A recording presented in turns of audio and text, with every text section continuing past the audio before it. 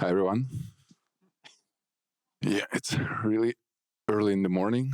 We have like a really great audience here. Like everybody, like literally everybody from DevConnect is here. So let's start from the short wave of introduction. Like present yourself, say what you're like doing in the industry, and especially for staking and liquid staking. Let's start with Misha. Yeah, my name is Misha. I'm co-founder of Symbiotic. We are a universal staking framework, basically like a universal rails for anything infra or requiring staking or delegation and operation in trustful environments. Great. My name is Mike Silagadze, founder and CEO of EtherFi. EtherFi is building a crypto-native neobank.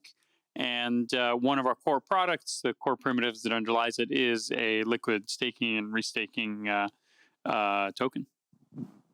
Hi guys, I'm Alex Esin. I'm CEO at P2P.org. We are one of the largest staking and restaking provider in the world.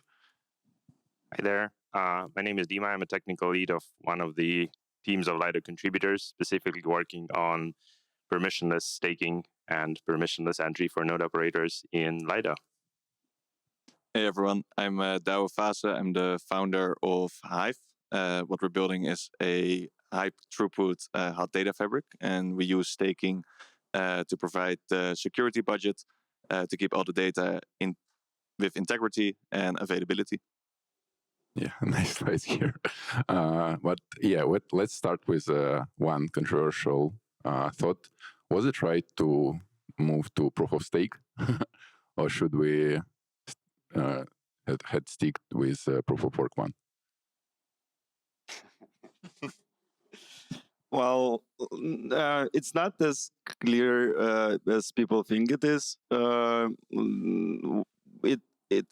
of work has its benefits. It's something that like it has less mobility than the stake itself, right? So when you like want to like actually like if you need to attack a network on a really short time frame, it's harder for proof of work system because you need to actually accumulate a lot of hardware, or rent it out, or like do a lot of things, a lot of steps to actually get yourself a mining capacity that will be enough and sufficient for you to like upgrade the network or like double sign and do something else. For proof of stake, like there were a lot of concerns related to that actually, like to the people accumulating enough stake or catching the moment where Ethereum is going to be like if it's going to be really really down, and then like trying to utilize this to propose a malicious upgrade. But yeah, no, like on a personal note, like I really like proof of stake, and I really like for people not to tell that I'm destroying the planet, right? Because people that like the ones that were participating in DevCon in Bogota and running for their lives, they were like still happy because like we had this 99.9995% efficiency improvement, and you can do a lot of cool stuff with proof of stake as well. Right, you have way more flexibility, but you get yourself a principal agent problem, which was like present in proof of work as well, but a bit less so. And not everyone can like do an and like provide an uptime that is necessary for proof of stake, and like you can play around with games and then use your GPU to mine a little bit on the side. So yeah, like I started with the like Ethereum. Like my interest in Ethereum was not about smart contracts. It was like not really something that interested a lot of us. It was just because like I couldn't mine Bitcoin. It was already ASICs, and like I could mine Ethereum, and it was nice and profitable. And in general, like smart contracts were like something that people told us, you like give it $1 and gives you Pepsi. And I was like, why do I need that? We have that at home. So yeah, like most of people joined because it was ASIC resistant and because you could mine it with your GPUs. And then we started to figure out all of the other stuff. So decentralization and onboarding process changed a lot, right? So like I don't feel the connection to the infra anymore. Before that, it was quite loud and unavoidable to feel that connection, right? Like the screaming, like my farm was screaming at me each morning. And now I just go to the website, Lido or EtherFi or anything of the sort, click one button, and I don't even know what happened to my money after this. You just need to check out community staking module and get yourself a dApp node, which would also be screaming like crazy whenever it syncs. So unlike Misha, I got interested in Ethereum because of smart contracts and not because of the underlying concepts of the network. And I personally think that transitioning to staking is not just about transitioning from one security mechanism to another one, but it's also about changing how economics and everything that we have on Ethereum works. Because if we currently look at current state of DeFi, well, the most used thing in DeFi is liquid stake tokens. If you remove it out of the equation, so imagine there's no more liquid stake tokens, like DeFi would be, I don't know, 50% smaller, 60% smaller, because like it's not like directly 60%, but there are chain effects there. So that's the first thing. And I do believe that DeFi is what currently makes Ethereum shine, even though some people might disagree with me. And that's the thing that makes Ethereum stand out. So you can have a very, very, very, very like incredibly secure thing, incredibly secure way to do something with your assets. Unlike Bitcoin, where you can also do one incredibly secure thing, you can store your Bitcoins. Congrats, super cool. I prefer to have more things to do. And again, the aspect of staking that I particularly like is that, again, you still can participate in staking.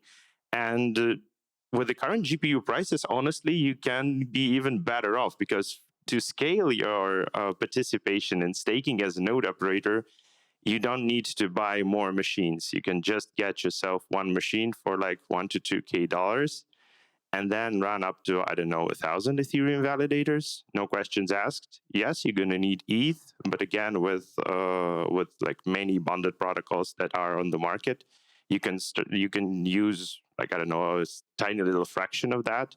And by the way, also get like insanely high yield. So for me, like Ethereum without proof of stake is not Ethereum at all. I wonder if an interesting question is, would proof of stake in Ethereum been successful if it didn't use the proof of work as sort of a bootstrapping phase? If it started off with proof of stake? And I don't have a good answer. Yeah, like one of the first major proof of stake networks, EOS, was attacked by its validators. Like we kind of like were trying to figure out like if it's like okay or not, because validators now we know that it's not okay, because we don't, like most people here don't know what EOS is, right? So yeah, no, like being pioneer in anything is like not where you want to be actually, if at all possible. So yeah, ETH was late, like really late in moving to proof of stake in terms of like how technologies go, right? We had Cosmos that was like operating under proof of stake for years before Ethereum merged. Did someone know about Cosmos these days? Yes, well, I hope somebody. Yeah, like yeah. So of course, yeah, proof of work was proven. It was like the Ethereum followed in the footsteps of Bitcoin that was like stable for a while, semi-stable, like not as stable as now, but like semi-stable. So of course, like when you start, like and it had like plenty of innovations, right? Like so at some point you should like just say like it's enough, right? Like we're building Turing complete blockchain, the first one, right? It's gonna be like testing a lot of new hypotheses, like proof of stake, like we'll do it after. And like remember the complexity bomb and like other initiatives. So it was designed to like overcome that at some point. Maybe there's some question a little bit out of date because we're already here, right? I mean, we can change the history. And if we speak about the proof of work and proof of stake, I think it's different technologies for different goals. And I know Bitcoin has their own niche, like as I know the digital gold. I know Ethereum, it's a little bit different. And maybe right now we need to ask, ZK or proof of stake, and to think about the future. Yeah, but I think like with ZK, we still will need to like use proof of stake, no? Like, yeah, for sure. Like if we speak about current trends in Ethereum towards ZK, it's more of an effort to reduce, like to allow more people to run their nodes. So basically removing the need to perform the actual execution and just verify proofs like that. But it shouldn't remove the aspect of having something at stake. Even with proposed ideas of separating roles, at the end of the day, something should be at stake. And moving back to your question about if proof of work, like would Ethereum be Ethereum without proof of work? I honestly think that not. So this transition and the path that Ethereum took, it's probably one of the most successful paths that could have been taken. Because back in 2014, well, should Ethereum start with proof of stake? Well, it's going to be yet another Cosmos-like chain or whatever. So the transition itself was great, and proof of work was a great thing to kickstart, but it's just not sustainable in the long run. okay, so what do you guys think made liquid staking so successful on Ethereum network and not so successful on other networks with proof of stake? What do you mean? It's pretty successful in other networks. Yeah. Like, in comparison with Ethereum, it's like a bit different. Well, liquid stake tokens are the source of liquidity for almost every chain. Like that's like Solana the base, or... the base yield that is used for stable coins or whatever. Like no, like liquid staking for Ethereum, it has unique place, right? Like it's not like the same as for everyone else, because we had beacon chain and a leap of faith for people to actually think that it's gonna materialize into tokens, right? Just like today, just tell people, yeah, you need to lock your Bitcoin for like maybe a year, maybe two, maybe more. And yeah, nobody will do that. But for Ethereum, liquid staking actually like made this pill a little bit easier to swallow. We'll give you magic internet money for your tokens that are going to be locked indefinitely, probably, right? So it was, yeah, like holy. It was a really nice idea, and like I wish I would come up with that, but it seems so simple now as everything. But yeah, like it was a representation of your locked for like tokens on a beacon chain. For other chains, they followed because it's so nice, right, to have instant liquidity, and like that. This is the same mechanics that we have for like every post network actually becoming DPoS. Right? So like it's like we know how it goes right now, right? Like if you create post network, somebody will build an add-on that's gonna make it delegated proof of stake because like people just don't want to do it like en masse. And the same goes for liquid staking. Everyone knows if you have proof of stake system, and it kind of needs to have like a withdrawal period, right? Because like the window of slashing, right? You will have liquid staking immediately. Yeah, but at the same time, on Solana for a while, like regular staking has been dominating liquid staking, and I think it still dominates liquid staking. So, but yeah. Isn't that because Solana has delegated proof of stake like natively integrated in the protocol? So yeah, if we think if in your opinion, guys, the coolest feature of liquid staking is adding delegation where there is no delegation, that might be the answer. Though, in my opinion, liquid staking is more than just a delegation, right? So then you can participate in DeFi. And for Solana, the answer for me is simple. There's no DeFi on Solana. So that's why you don't need like liquid staking token there. I think that Nice. there is DeFi on Solana right now, but not that good, like on Ethereum.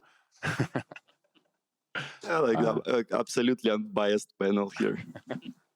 Also, maybe based on the legacy of Ethereum, because initially, I mean, like in Solana, you can do from the first day to stake to unstake. In Ethereum, it was, impossible. Like you can just lock your assets and you need to do something. It's the reason why, the Lido was very, very successful, because it was just only one option how you can operate your tokens. But we didn't have the same with Solana. And what do you think? Like, is it better to like delegate the staking into blockchain developers? Like, for example, if like Solana makes their own liquid staking protocol that built into the protocol, or is it better to delegate it to like builders and to build some competitive market on top of liquid staking. For whom? Uh, Yeah, well, who is the beneficiary of this story? I mean, like, for whom? for blockchain. For blockchain. Yeah. I think the main question with liquid staking, and when we talk about native representations, because I was thinking about it for a while, like why the fuck on earth people don't just implement liquid staking within their protocol? Well, it creates a problem with how you're going to distribute this stake. So you can come up with some like relatively reasonable idea, like take tender mint based mechanism with this 100 validators. Then whenever someone liquid stakes, you just divide this portion equally in between validators, something like that. But at the end of the day, it leaves no room for any like variability here.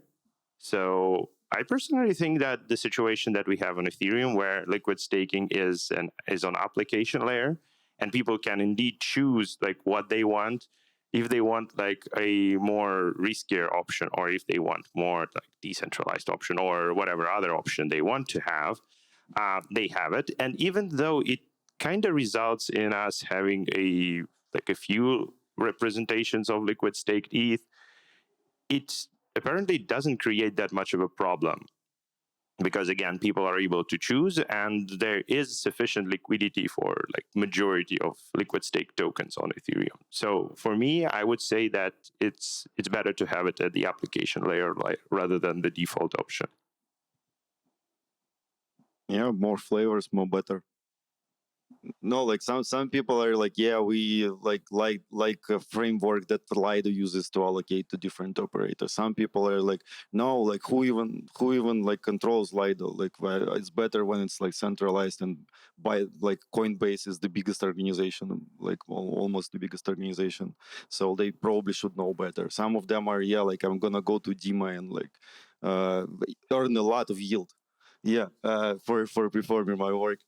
So having it's a redundancy. If Lido gets hacked, this is going to be really like value destructive, right? And if Lido is the only solution, we probably like we're not going to be in a good place. So yeah, I enshrined liquid staking sounds strange. In like because of the other thing as well, like we like in protocol you don't want people to liquid stake like as a blockchain, like because when you get slashed, you don't have like you kind of need to stay there where you are for me to be able to slash you in time, right? And liquid staking kind of like gives me an opportunity to do something bad and then get out before like the slashing arrives. So yeah, from the blockchain standpoint, like there are some risks associated with liquid staking. That's why some blockchains like initially were really against that, but there is no way to like stop people of doing that. Like we love our derivatives. But at the same time, it's a boost for DeFi, right? I mean, like, I don't see how we can, how, as I know Dima mentioned, like, how successful could be DeFi and Ethereum without liquid staking, for example. Yeah, but should it be like the default liquid staking? I'm not quite sure if it's even would be better for DeFi, because again, if you have like different options, so basically the same or similar products, but built on top of different underlying liquid staking protocol, then with kind of different things on top, it creates a bit of a competition, which is good. If you have like just the default liquid staking token, well, you will likely end up with one default strategy on top of that. And then as soon as something falls apart, everything falls apart. Who's the main competitor for the Lido right now? Each and every liquid staking token. Say the name. I don't know. You can check rated.network. It's pretty quiet. Like, okay, what do you think about like, are we paying too much for decentralization right now? Like, should we shorten the amount of validators on Ethereum network, or like we should pay the same, or we should pay more? You know, are we paying directly for decentralization? Like, number of validators does not mean decentralization, right? Because what matters is who controls the validators. So I think that we're still not there in terms of decentralization, and Ethereum might be more decentralized. And this is the point towards which we should be moving. though there is no like explicit connection between issuance and decentralization. So like some people say that, oh, we need to cut issuance because we already have enough decentralization. It's going to fix like all of the other problems, including a few our own illnesses or whatever, and do some magic, which I don't believe in. At the same time, if you increase issuance, it also doesn't mean that decentralization will get better. So for me, it's a very nuanced question to ask, like if we're paying enough for decentralization. I think the current issuance is more or less fine. And again, any changes in there would not have like direct impact on Ethereum becoming more or explicitly less decentralized. Well, I think I would actually argue if the issuance. So I actually agree with you that we've kind of struck a really nice balance where the amount of burn versus the amount of issuance is kind of in line, and the supply is roughly steady. That I think is an indication that the issuance curve is pretty good. But I think reducing issuance actually introduces a lot of risk because then, of course, only the largest operators that can sort of concentrate their stake can afford to operate, right? If the issuance goes down from the asymptotic whatever it is 1.8% down to like let's say 1% or 0.5% or goes negative, well, like who are the only ones that are going to be able to stake? So so I actually think reducing it has a lot more risk than increasing it. Not that I would argue for increasing it. I think that's probably not a good idea either. And maybe like as a different edge to think about this, it's some sort of adoption.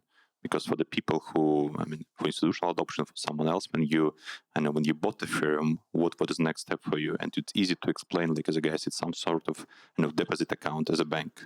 You can hold it, you can put in some sort of deposit account. It's very, very native. You can get some additional risk from DeFi, for example. You don't need to monitor it, etc. And I think it's also about the attractiveness of the asset. Not just, I bought it and just I should believe that the price will grow, but also some sort of, very, very native flow for you as an asset holder. And the main problem here is that institutions are those who will do that even if issuance, even if staking APR will be 0.5%. The problem is that all of the rest will be squeezed out. So you right. will the solo stakers get solo stakers like infra providers. Oh well, we will have like 2 who will be able to work at such low margins. But institutions, they will stake inevitably. Like if it's above 0, they will do that because for them the opportunity cost is like it's very high. So why wouldn't they do that? Even if the APR is insanely low. While for the others, well, they will no longer be there. And we will transition from a situation where someone is saying, oh, if someone now is holding ETH and not staking, they are losing out, which is for sure not true, because if the inflation is somewhere around 0, it is not true. And the second thing is that we will transition from this situation where imaginary N, or how it was called yesterday, I don't know, losing out, or to everyone losing out except for big money bags, which I don't think that's the desired outcome.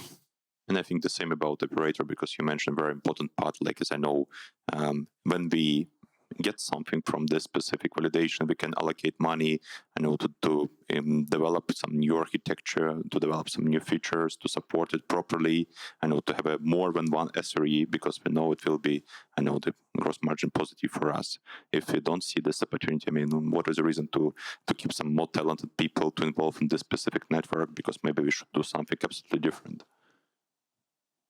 And the same about as a infrastructure as well, because right now we as a big operator, we pay a lot for different infrastructure in different location, because we know the sustainability is key for our customers. And if you see this gross margin will be negative, you don't have the money to pay for this, because you can influence, despite of all our desire, we can influence on as a hardware cost, because it will be public hardware cost.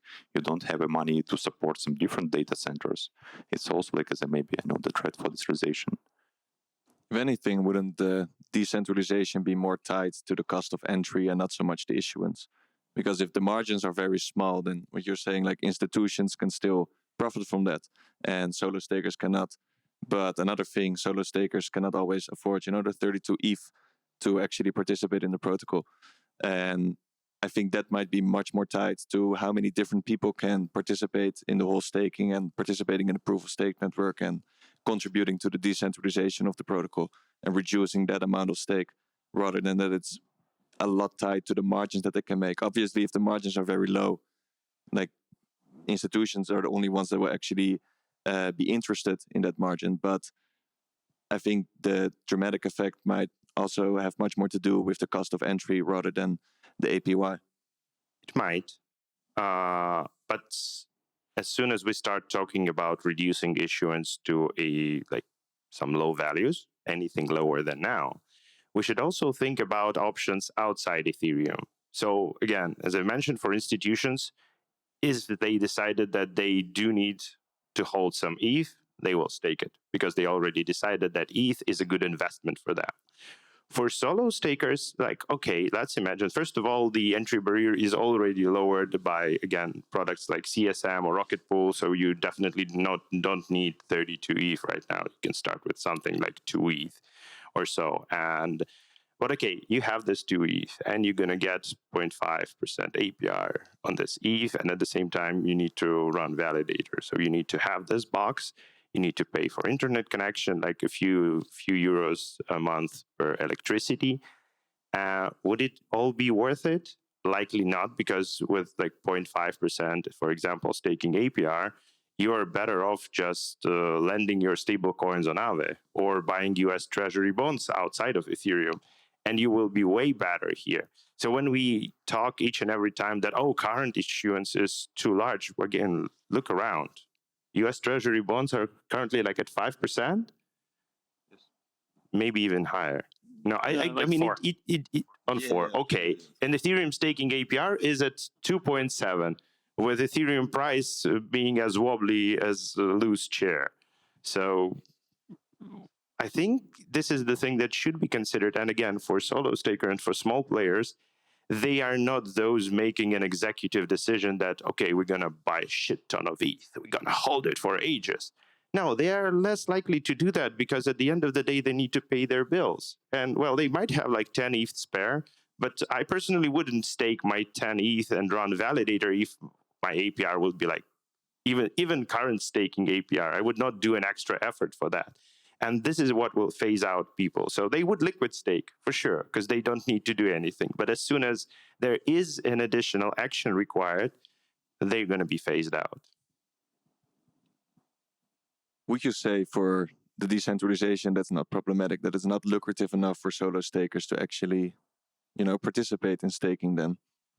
You can deposit it in liquid staking and someone else will run the validator and you don't really need to do anything. You can still get the APR. But would you say then that there is enough different people or different organizations that currently are in charge of the validators, that it's sufficiently decentralized? Or should it be more focused on solo stakers and getting more individuals to actually participate in the proof of stake network? Yeah, I think, first of all, solo stakers were there, they are there, and they would be there.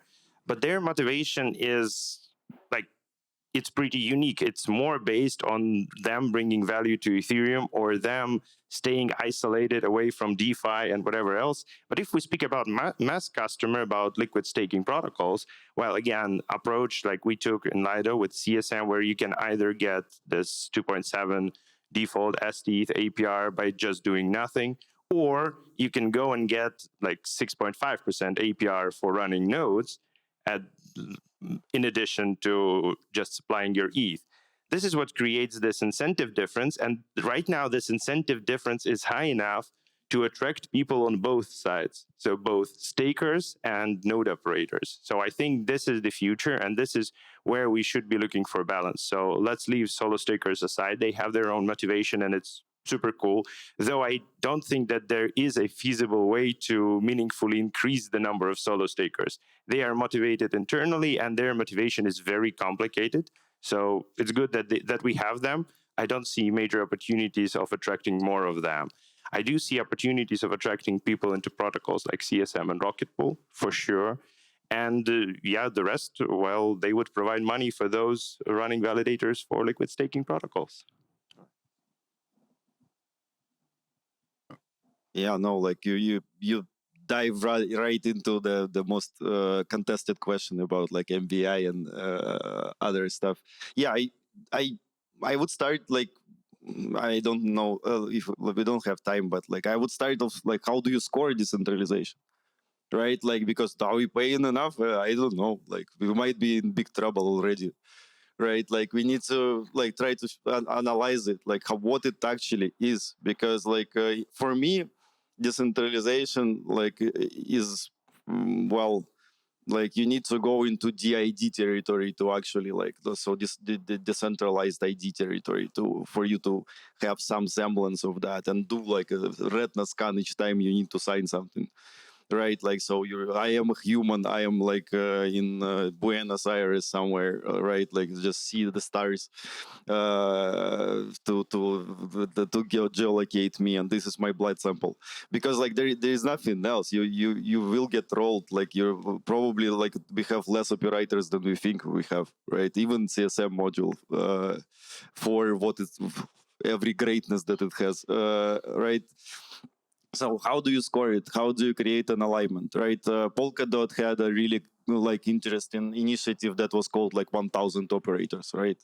Where they actually like was fighting P2P to get them to like charge more for the users, right? Because they were no, it was like it's public knowledge, right? So they wanted to like increase the fee, like the minimal fee for operators that were on the bigger side, right? So they don't compete with the smaller ones that like on a scale, on the effect of scale, and like it didn't work because like there is no like actual solution for that. Right, you can do 32 ETH, you can do 20, like 2,000 ETH or like 20,000 ETH. Like you just will have like a lot of really janky clients running around on one node, right? Like so, it's not gonna like there is no like there is no solution to that like that we know of, right? The perfect example of all of it is like DAO voter apathy, right? Nobody votes. Most of the time they want to delegate to somebody. Like the other great example is Brexit, where just like the entire country decided like, yeah, we're gonna shoot ourselves in the foot, like big time, like, oh, we're gonna save so much money. And they're like, why don't I have cheese anymore? So yeah, like I'm professional at that, and for me like running Ethereum node is kind of like hard, right? So I've been in the industry for a really long time. I have skills and I have knowledge, and it's still like really tough for me to do that. Even if it's gonna be running on my like mobile phone, like it's gonna I need to charge it more than, right? So it's not like Come on, Misha, you're making it up. no, like running Node is not that hard. I do agree that there is a huge educational gap here. And I do agree that there is a perception of a fact that running a node, it's something for like super technical people. That's probably why these super technical people are getting paid that much. But honestly, even if you're not technical at all, like thanks to software like DAppNode, for example, you can literally buy a box. So you go to their website, you order it. I'm not trying to show DAppNode, it's just a good example. You order the box, it comes with everything pre-installed. You plug it in. Well, that's the step that you've probably never did with your DAppNode, but you should. I must. Yes. So you plug it in, you connect to Wi-Fi, you have maybe not the best in the world, but still UI where you can click. So you select, I want this client, and I want these relays, and I want to run my validators with, okay, like Lido CSM, vanilla, or whatever else. Click, wait, and that's pretty much it. You have your Ethereum node. It is that easy. Maintenance, like if you're super cautious, well, okay, you can turn off automatic updates. Like, for example, I did on my phone and keep track of it manually. At the same time, you can turn on automatic updates, and it will only deliver updates that were like tested for a while. So it will not update you to the releases that are apparently bugging 3 hours after release. And yeah, so it became easier, but there's still a perception from back in the day that it's for nerds and it's very complicated, but it's really not. And I think we are progressing further and further. And again, soon with ZK, you indeed will be able to run it on your phone and maybe not even charging your battery that much.